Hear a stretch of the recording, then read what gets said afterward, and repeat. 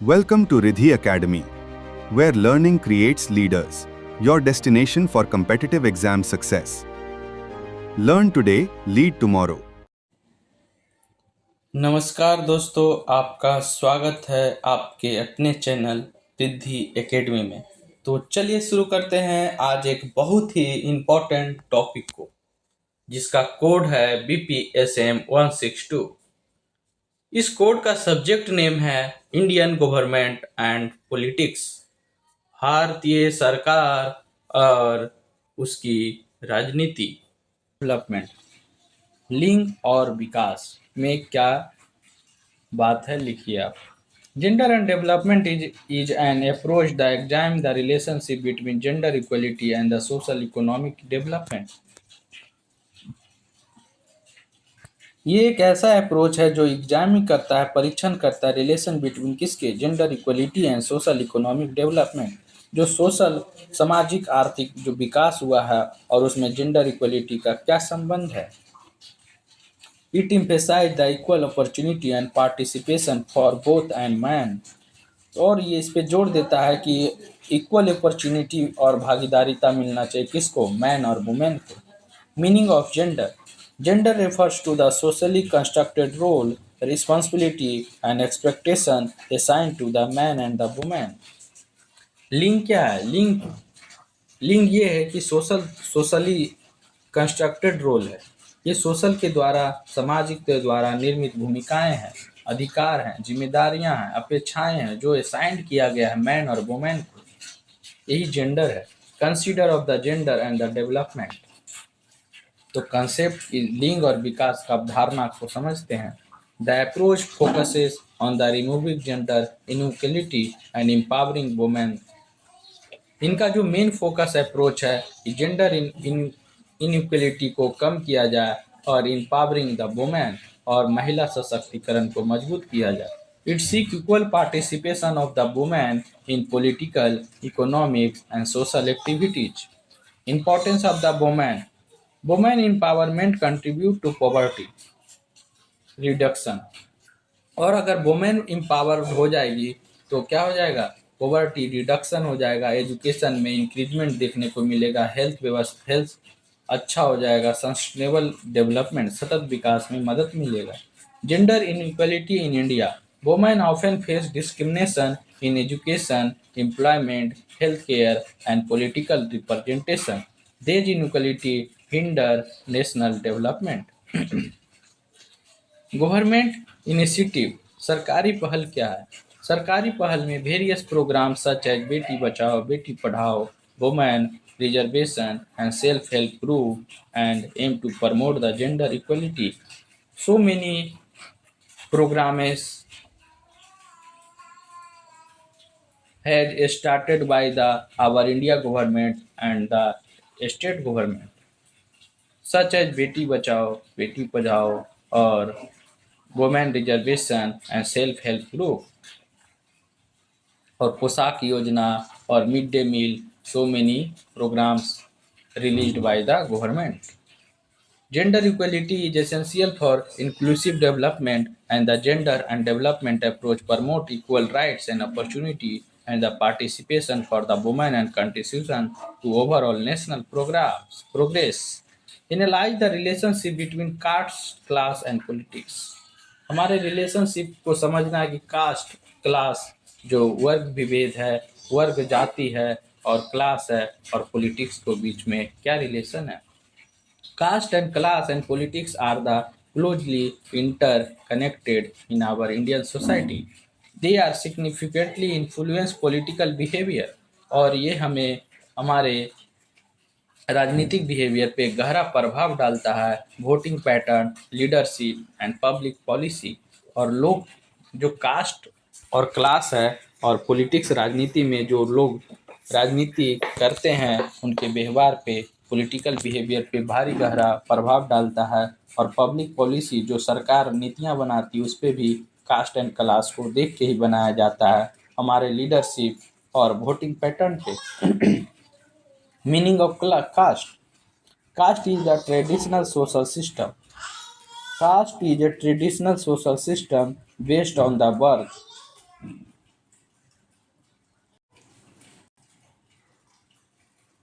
Cast क्या है? ये ट्रेडिशनल सोशल सिस्टम है जो पारंपरिक रूप से शुरू से चलते आ रहा है। ये बेस्ड ऑन द बर्थ, ये जन्म पे आधारित है, ओक्यूपेशन पे आधारित है, सोशल स्टेटस पे आधारित है।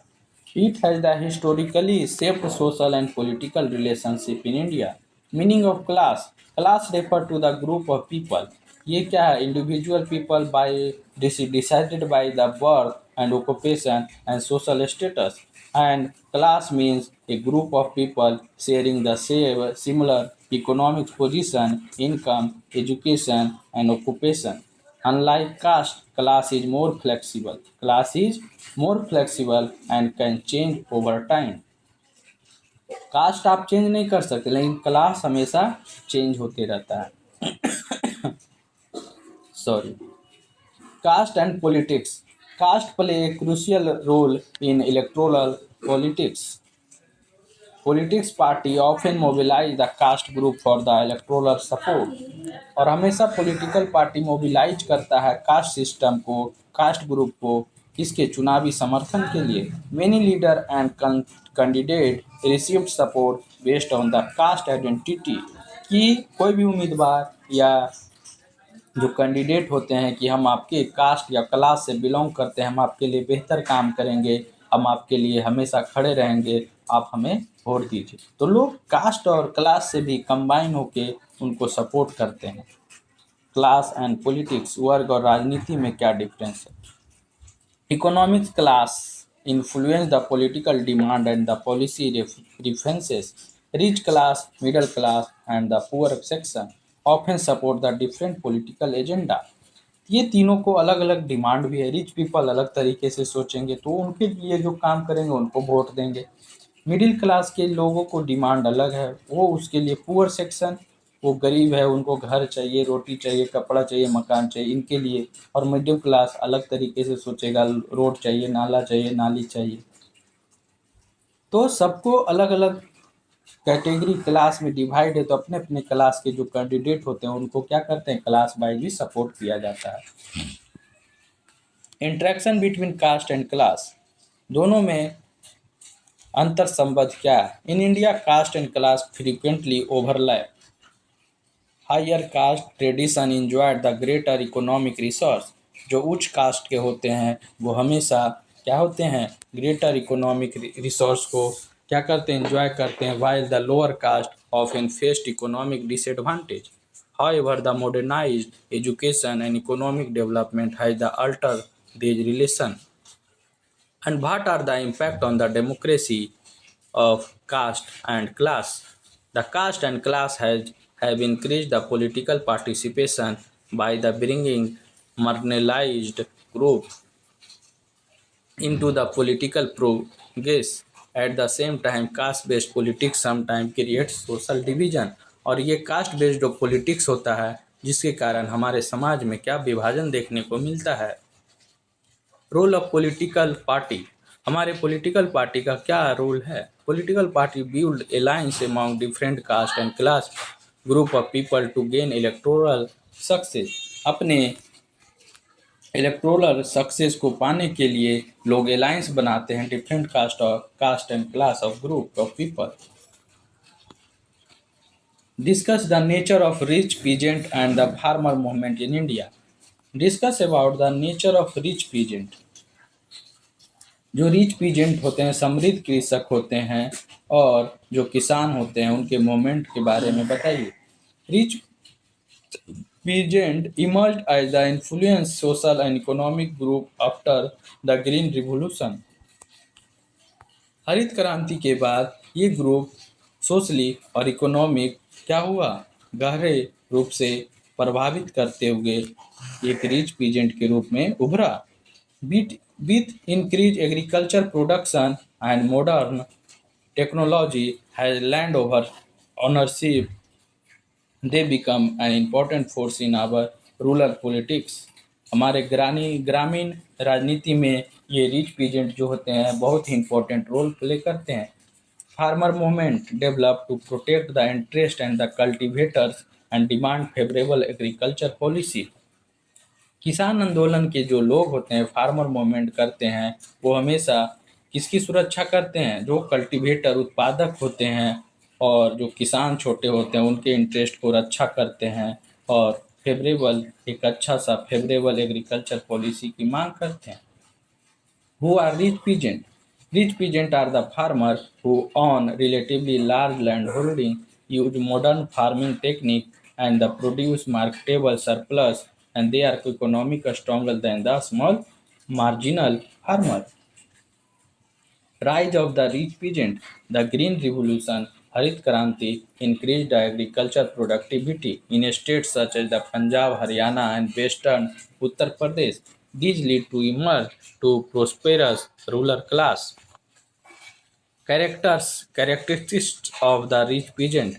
इसके क्या विशेषताएं हैं? They possess large agricultural land and they use the modern inputs and resources such as the tractors, fertilizer and irrigation.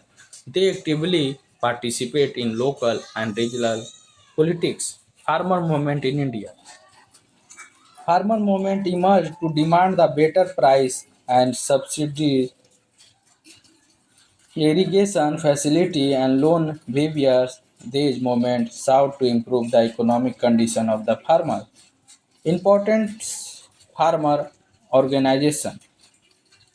जो भारत में हमारे फार्मर ऑर्गेनाइजेशन है उसके बारे में देखते हैं। भारतीय किसान यूनियन और lead by the Mahendra Singh Tikait played a significant role in mobilising the farmer. Bharatiya Kisan Union which is led by the Mahendra Singh Tikait is a significant role in mobilizing the farmer and the Shetkari Sangathan led by the Sharad Joshi demand better agriculture policy. Nature of the farmer movements. Most movements were peaceful and democratic. जो farmer movement होते हैं हमेशा शांतिपूर्ण और लोकतांत्रिक रूप से होता है। They focused on the economic demand rather than the ideological issue. Many movements were region specific and concentrated on the agriculture concern. Political impact क्या पड़ता है? Farmer movement influenced the government policy or strengthened the political voice of the rural community. आप conclusion पढ़ लीजिए। Explain the development of the multi party system in India. बहुदलीय व्यवस्था भारत में कैसे विकास किया, इसके पीछे कारण क्या है उसको समझते हैं। India follow multi party system in which several political party compete for the power. The multi-party system reflects Indian social diversity, regional difference, and democratic tradition.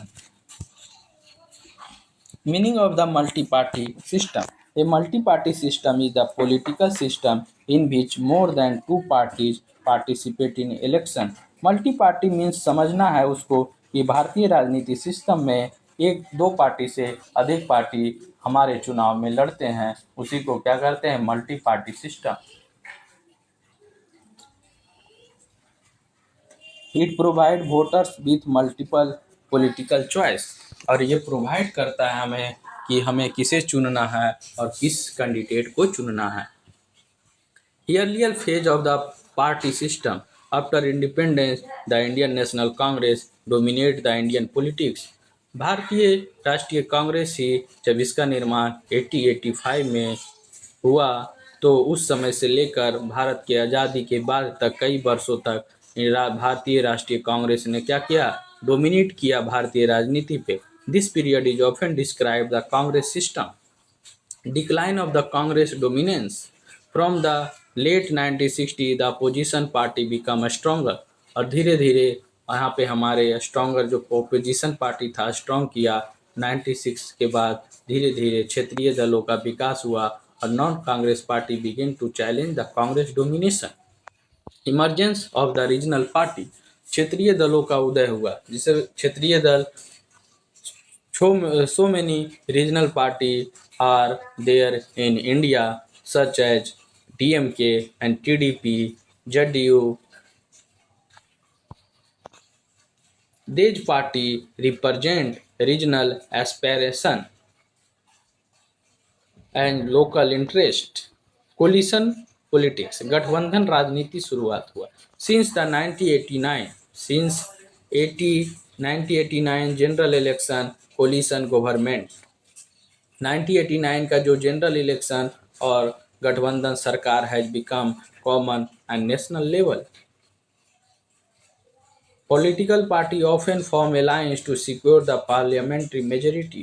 संसदीय बहुमत पार्लियामेंट्री मेजोरिटी को दिखाने के लिए लोकल पार्टी के साथ क्या करते हैं, अलायंस करते हैं। जैसे अभी वर्तमान में बीजेपी का सरकार है, भारतीय जनता पार्टी का सरकार है, तो अभी मोदी जी को बहुमत क्लियर रूप से नहीं मिला है, तो अलायंस करके जदयू और आंध्र प्रदेश के जो पार्टी हैं उनके साथ मिल के क्या बनाया है, अलायंस बनाए हैं और पार्लियामेंट्री मेजोरिटी को क्या किया, सिक्योर किया। Role of the social diversity, सामाजिक विविधता की भूमिका। India diversity in the term of the caste and religious language and region has encourage the growth of the political party. हमारे जो सोशल डाइवर्सिटी भी है वो भी डिसाइड करता है मल्टीपल पॉलिटिकल पार्टी को। जैसे कोई कास्ट बेस्ड पार्टी है, तो कोई धार्मिक बेस्ड का पार्टी है, तो क्षेत्रीय कोई party. Advantage of the multi party system, पहला है कि इट इंश्योर ब्रॉडर रिप्रेजेंटेशन। पहला है कि व्यापक प्रतिनिधित्व देता है, एक हमें ऑप्शन नहीं देता है, so many options provide multi party system. It promotes democratic participation, और लोकतांत्रिक सहभागिता को प्रमोट करता है। It accommodation diverse interest and the view point. Challenges of the multi-party system. The system may lead to political instability, or they meet political instability. Coalition governments sometimes face difficulty to making decisions. Question number 8. The notion of secularism. धर्मनिरपेक्षता पे आपको एक short note लिखना है। Secularism is one of the fundamental principle of Indian Constitution. It means that a state does not have any official. Secularism means क्या होता है, ये लिखना क्या है। Secularism is the fundamental principle of our constitution and it means the state does not have any official religion and treat all the religions equally. Secularism promotes religious freedom, secularism promote करता है religious freedom को, equality, harmony among the different religious communities. Meaning of secularism, secularism means the state maintain neutrality towards the all religious, no religious is given a special status by the government. Secularism in India constitution, secular भारतीय संविधान में धर्मनिरपेक्षता। The term secular was added to the preamble, और ये जो word add किया गया था 42 constitutional amendment 1976। However, the principle of secularism was already reflected in various constitutional provisions. Religious freedom, हमारे धार्मिक स्वतंत्रता भी है, आर्टिकल 25 से लेके 28 तक। The citizen have the right to profess, practice and propagate their religious. Citizen को अधिकार है कि वो अपने किस धर्म को माने और किस धर्म के प्रैक्टिस को पालन करे और किस धर्म को प्रोपेगेट करे, प्रचार करे। Equal respect for all religious, सभी धर्म के प्रति सम्मान। Indian secularism is based on the principle of सर्वधर्म समभाव। ये सेकुलरिज्म जो है हमारे जो बेस्ट किस पे है, इसका मेन प्रिंसिपल है सर्वधर्म समभाव पे। इम्पोर्टेंस ऑफ द सेकुलरिज्म, इसका इम्पोर्टेंस क्या है। सेकुलरिज्म प्रमोट्स नेशनल इंटीग्रेशन, ये हमारे राष्ट्रीय एकीकरण में मदद करता है और कम्युनल हार्मोनी को क्या करता है, कम्युनल हार्मोनी को बढ़ावा देता है एंड डेमोक्रेटिक वैल्यू को भी बढ़ावा देता है। It protect the minority rights, अल्पसंख्यक अधिकार को, राइट्स को प्रोटेक्ट करता है and strength the national unity, राष्ट्रीय एकता को भी क्या करता है, मजबूत करता है। चैलेंज टू द सेकुलरिज्म, धर्मनिरपेक्षता की चुनौती क्या है? धर्मनिरपेक्षता की यह चुनौती है कि communalism and religious intolerance and communal violence pose serious challenge to the secularism. कभी कभी हमारे समाज में विभिन्न प्रकार के वर्गों और धर्मों के आधार पर बंट जाने के कारण कम्युनलिज्म सिस्टम देखने को मिलता है और ये हिंसक हो जाते हैं, वायलेंस हो जाते हैं, जिसके कारण सेकुलरिज्म को चुनौती मिलती है। क्वेश्चन नंबर 8 का बी, तो इसमें हम लोग लगभग 10 क्वेश्चन के करीब कर चुके हैं और पार्ट 2 जल्द ही हम लोग लाएंगे। Directive principle of state policy, DPSP. तो डीपीएसपी के बारे में पढ़ना है। The DPSP state policy are guideline provide in part of the Indian constitution. Part number 4 में डीपीएसपी दिया गया है। They aim to establish the welfare state, और इसका जो मेन फोकस और एम है जो वेलफेयर स्टेट बनाना। The promote and the social economic justice. Meaning of the DPSP. Directive principle and instruction give. ये डीपीएसपी किसको इंस्ट्रक्शन देता है? गवर्नमेंट को और स्टेट को, for making law and policy, कि आप नियम और कानून बनाओ जिससे जो यहाँ के सिटीजन हैं वो अपने जस्टिस, इक्वलिटी और कल्याण उनके समाज में हो सके। Constitutional basis, the directive principle as contained the Article 36 to 51 Constitution of Part 4. 51 of Part 4 of the Constitution. They were inspired by the Irish Constitution. ये हमारे जो डीपीएसपी लिया गया है, कहाँ से लिया गया है? आयरलैंड से, आयरिश कॉन्स्टिट्यूशन से। Objective of the DPSP, the main objective is the establish, इसका मेन ऑब्जेक्टिव अच्छे से समझ लो, सोशल ऑर्डर को based on justice, liberty, equality and fraternity. Importance of the directive principle, the state should provide the advocate livelihood to all citizen.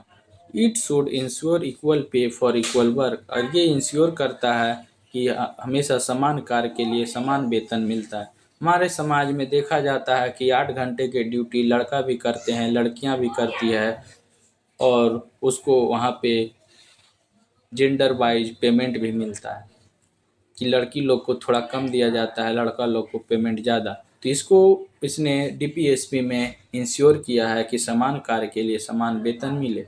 It should promote the education and public health and environmental protection. It provide protect weaker section, और हमारे कमज़ोर वर्ग की जो society के लोग हैं उनकी भी रक्षा किया जाए। ये नॉन जस्टिएबल नेचर है, गैर न्यायिक स्वरूप है।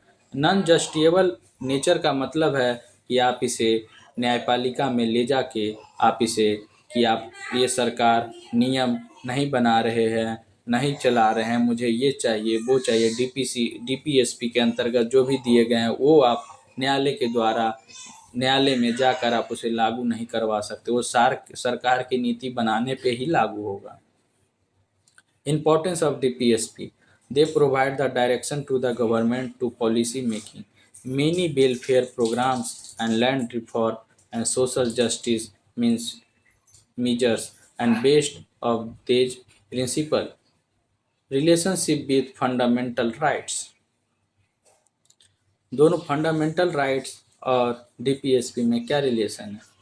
कंप्लीमेंट ईच अदर, दोनों एक दूसरे को कंप्लीमेंट करता है। Together they help the establish political democracy and the social democracy. तो कंक्लूजन निकलता है कि directive principle of state policy are the essential for the building welfare state, achieving social and economic justice, although they are non-justifiable, they serve the guiding principle for the governance and contribute significantly to the development of India democracy। तो चलिए आज के लिए इतना ही। अगर आपको video अच्छा लगे तो नेक्स्ट पार्ट का डिमांड कर सकते हैं, ताकि हम आपके सामने वो अच्छे तरीके से वीडियो ला सके। और हमारे वीडियो को अच्छा लगे तो लाइक कीजिए, शेयर कीजिए, सब्सक्राइब कीजिए। आप लोग वीडियो को देखते हैं मगर सब्सक्राइब नहीं करते हैं। और कमेंट करना मत भूलिए। सही लगे गलत लगे आप उसे कमेंट ज़रूर किया कीजिए। चलिए दोस्तों, आज के लिए इतना ही। Thank you for watching this video. For complete exam preparation, subscribe to Riddhi Academy. Learn today, lead tomorrow.